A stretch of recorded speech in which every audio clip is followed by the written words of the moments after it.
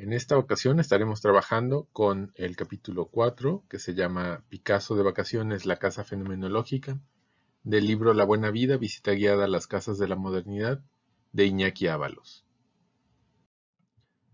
Esta idea de la casa fenomenológica está basada en dos textos de fenomenología, de filosofía de la fenomenología.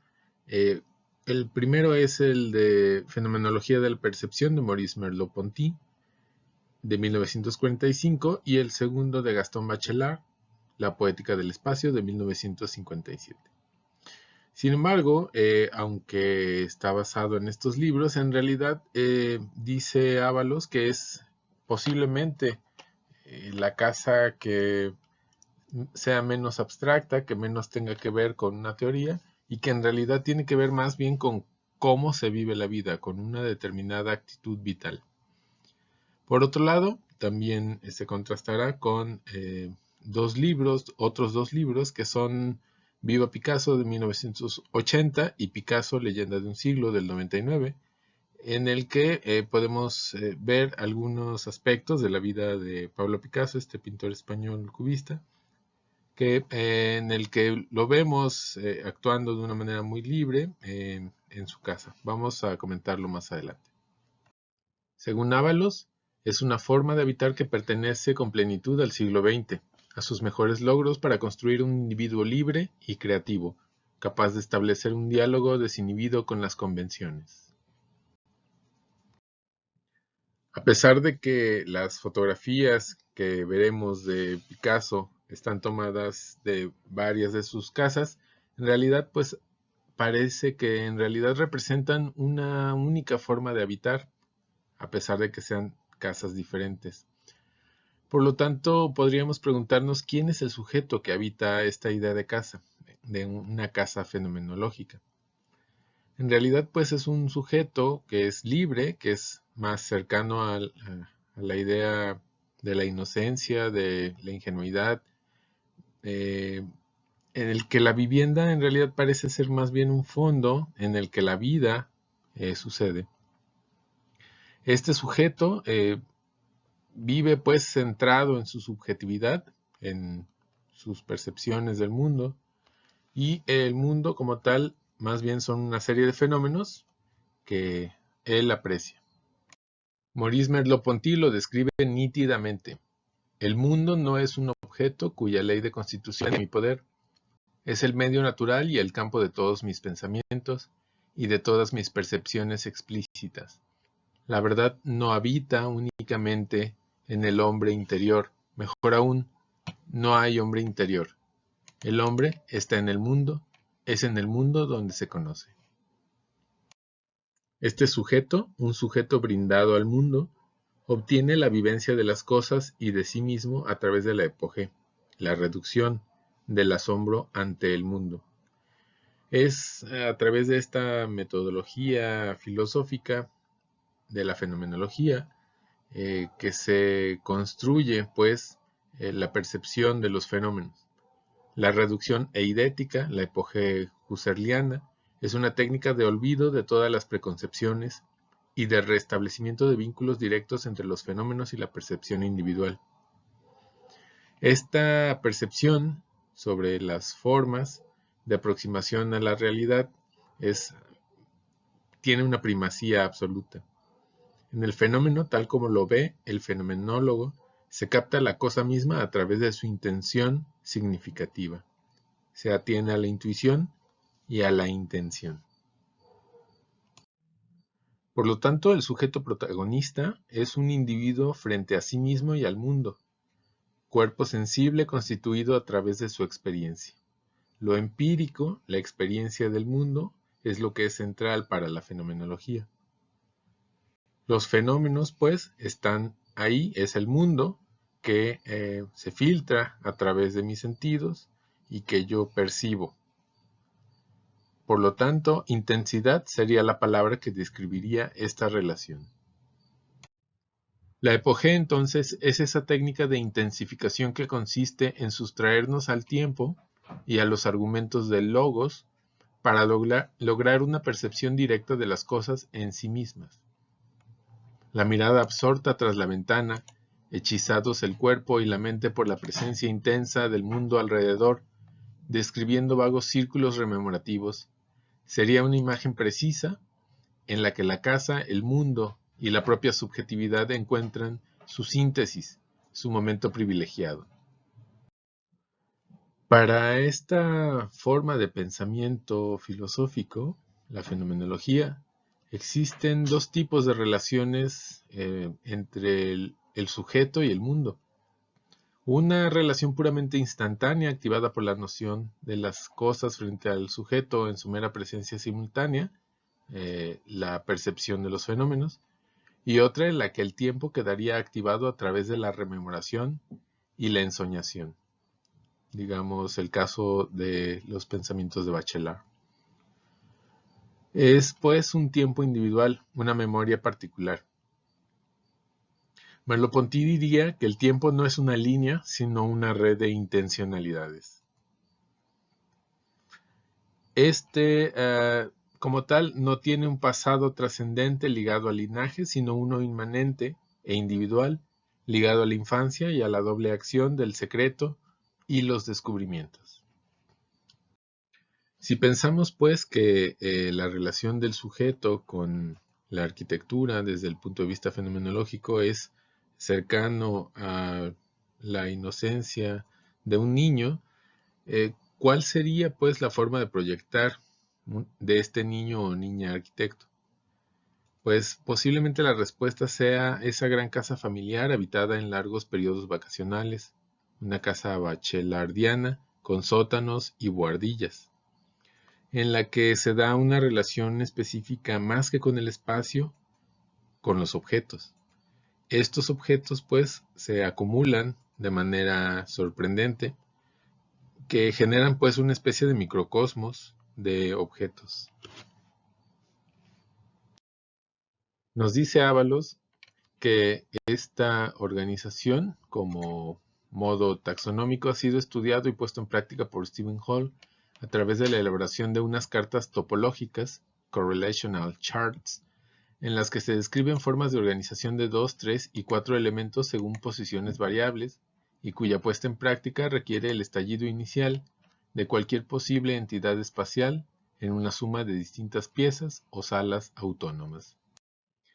Esta relación con los objetos y esta complejidad y variedad topológica del espacio, digamos, laberíntico, es una de las condiciones, porque en realidad también hay un planteamiento diferente de una relación con el medio natural. Asimismo, esta noción espacial no es como una abstracción, sino en realidad es siempre una relación del sujeto con los fenómenos físicos. Esta nueva espacialidad, esta que Ábalos llama activación del aire, llevada a cabo por la fenomenología, recibió una atención creciente por parte de los arquitectos, según se divulgaban los escritos clásicos de la fenomenología. Fenomenología de la percepción fue escrito en 1945, La poética del espacio en 1957 y los de la Gestalt, Principios de psicología de la forma de Kurt Kafka,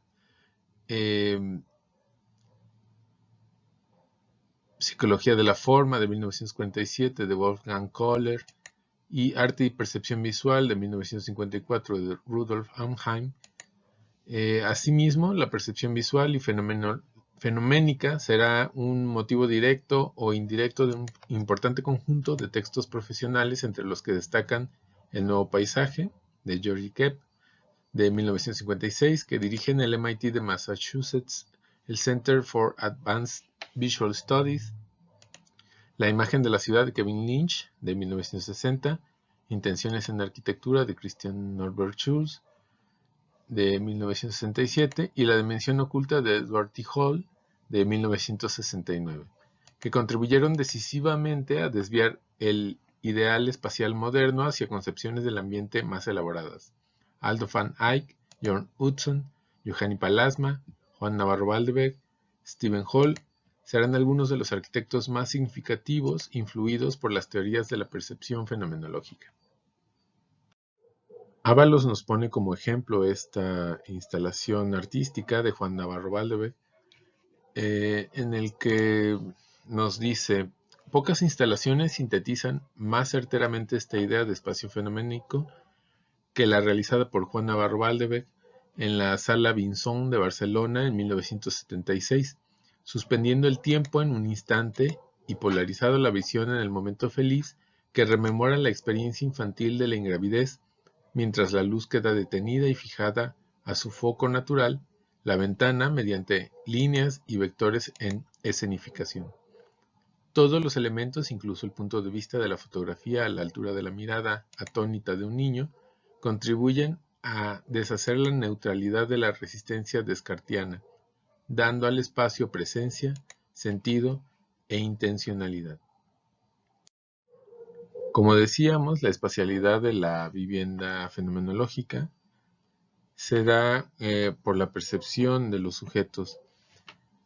Estas casas tienen algunos esquemas espaciales en realidad más horizontales, y esta organización de complejidad topológica, laberíntica, se realiza alrededor de casas, alrededor de patios.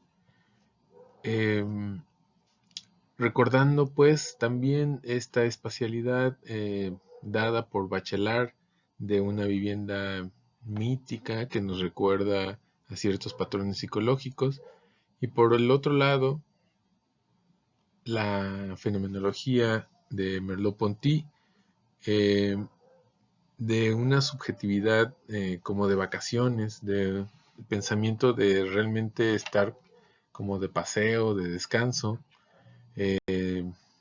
disfrutando de la vida, en contacto también pues con el medio natural. Esta espacialidad, como dice Francisco Sáenz de Oiza, es un ser entreabierto, un umbral continuo. Nos plantea Ábalos dos ejemplos muy específicos respecto a cómo se da este habitar fenomenológico, cómo se ha proyectado de cierta manera. Por un lado, la casa de Hudson en Mallorca o la de Juan Navarro en Cantabria son ejemplos elocuentes de cómo estos esquemas desplegados implican pieles sensibles, erizadas, ligadas a aquellos fundamentos relevantes en cada caso, en el primero al clima mediterráneo, en el segundo al Atlántico. Ambas casas, denominadas significativamente Casa del Sol y Casa de la Lluvia, buscan una máxima intensificación de la experiencia a través de sus esquemas desplegados y laberínticos, deformándose cada una según su particular interpretación del paisaje.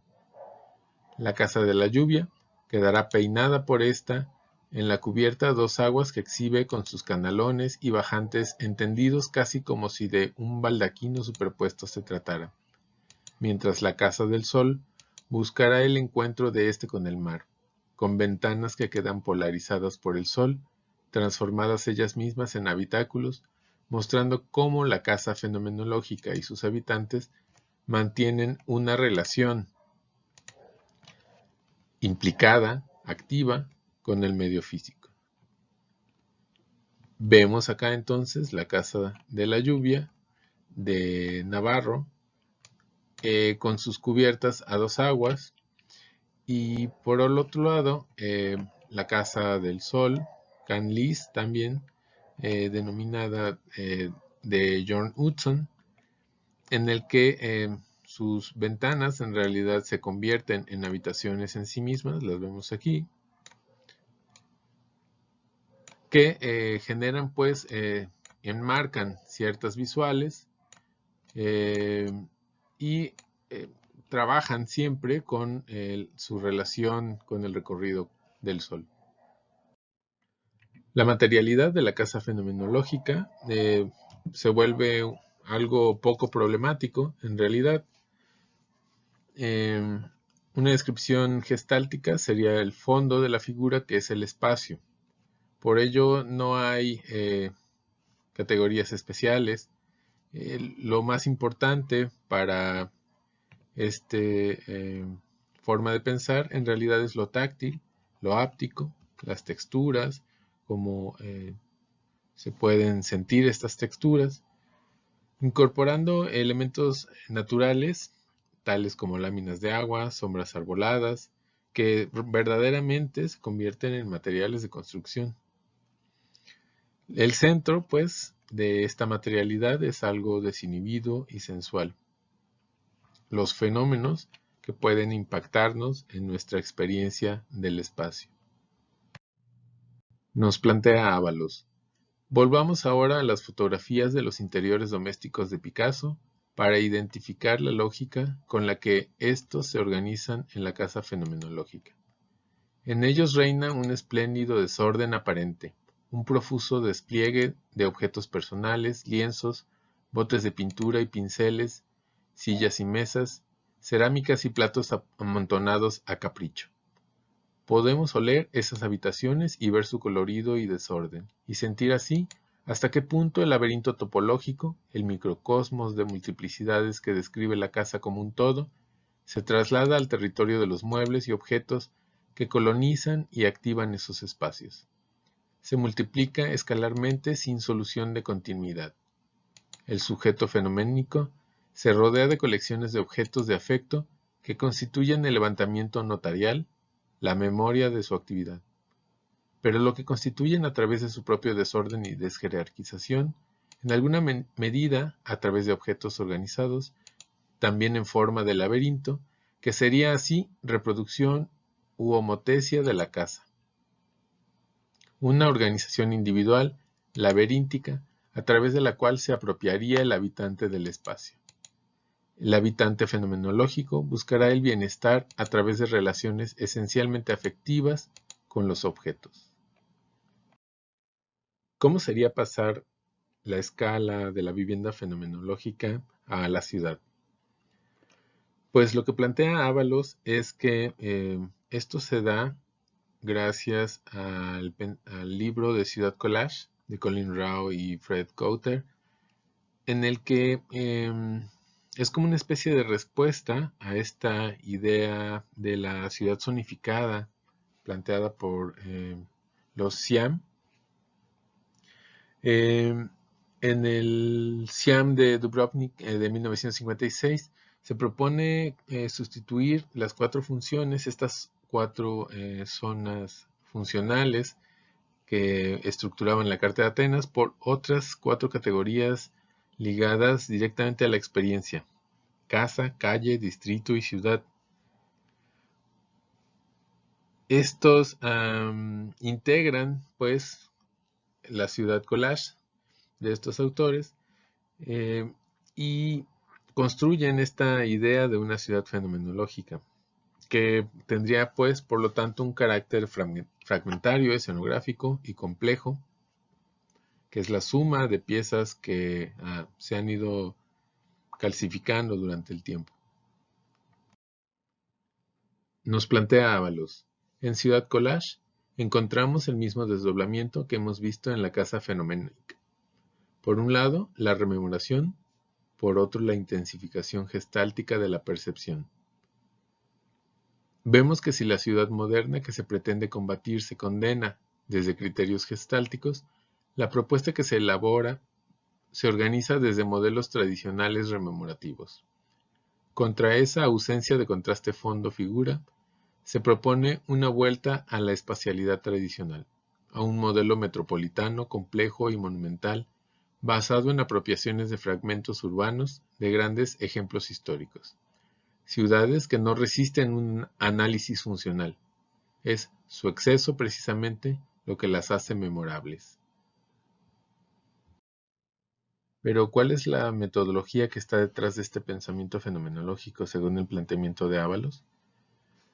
Pues nos trae esta cita de Claude Lévi-Strauss en El pensamiento salvaje, el cual está dedicado precisamente a Merleau-Ponty y que recogen como cita en Ciudad Collage, hablando sobre el bricoleur, quien es aficionado a hacer actividades manuales sin ser un profesional. El bricoleur es aficionado a realizar un gran número de tareas, pero a diferencia del ingeniero, no subordina cada una de ellas a la disponibilidad de materias primas y herramientas concebidas y obtenidas para la finalidad del proyecto. Su universo de instrumentos es cerrado y las reglas de su juego son siempre las de actuar con cualquier cosa que esté a la mano. Nos plantea una vez más Ábalos. Adentrémonos para concluir esta visita en las casas de la lluvia y del sol y comprobemos esa atención difuminada del arquitecto en momentos suspendidos en los que los tópicos decisivos del proyecto positivista, estructura, piel, eficiencia distributiva y su mecánica de análisis en planta y de avance de lo general al detalle, son incapaces de explicar tanto las técnicas proyectuales como los valores de la casa.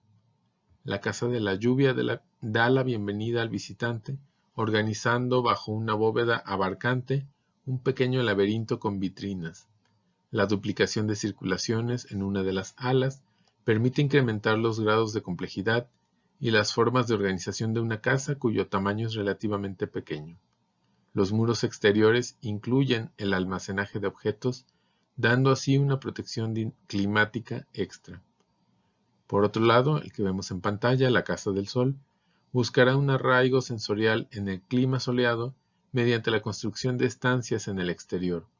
Exagerará su tamaño desmembrándose en distintos cuerpos que crean un efecto de mayor escala y libertad de uso. Buscará una relación cuerpo a cuerpo con el medio físico definido por el sol, el mar y el acantilado. Fijará la posición de sus muebles más significativos, conformándolos como arquitectura permanente. Lo que vemos, pues, es la evolución de algunas de las ideas de la arquitectura moderna o su abandono por una especie de método de proyecto o proceso de proyecto específico que intenta intensificar la percepción. Por otro lado, lo que tenemos es esta idea de una casa pensada como con una especie de carácter vacacional. Y pensemos pues cómo son las vacaciones, por lo tanto es un espacio ocioso, con una predisposición sensorial hacia el descanso y la relajación, la experiencia de la vida, de lo subjetivo. Pero lo que nos plantea Ábalos en el final de este capítulo es que toda arquitectura es fenomenológica en sí misma. En realidad, puesto que todas las casas son objetos físicos, tienen todos fenómenos, luces, sombras, espacialidad, texturas. En realidad, por lo tanto, todas las casas son fenomenológicas, puesto que la arquitectura estudia estas relaciones y provee ciertos conocimientos para intensificar la experiencia de los objetos. Por lo tanto, hay una doble proyecto arquitectónico. Por un lado es del quien lo produce el espacio, del arquitecto, y por otro lado, en realidad, la experiencia tiene que ver más bien con quién la habita y cómo la habita. Finalmente, se plantea a Ábalos las críticas que se han realizado a esta idea de la fenomenología, y es que si todo el tiempo vivimos en una especie de individualidad sensualista, pues se olvida la labor crítica, se abandona pues las posiciones políticas, y entonces es pues especialmente la crítica que se ha hecho a esta forma de pensamiento. Por otro lado, también puede ser que esta forma de habitar, esta forma de pensar, posiblemente sea elitista. Sin embargo, el planteamiento opuesto, el planteamiento que se puede sugerir, es la intención de recuperar la complejidad de la experiencia. ¿Cómo se pueden recuperar estos laberintos topológicos? En viviendas pequeñitas. Sin embargo, por último, como última nota, recuerda a Monsieur Hulot, que vimos en el capítulo anterior, y vemos cómo este personaje en realidad pues no es un personaje que tenga mucho dinero, y por lo tanto plantea como nota final Ábalos que es posible que la imaginación a veces sea capaz de vencer a la miseria.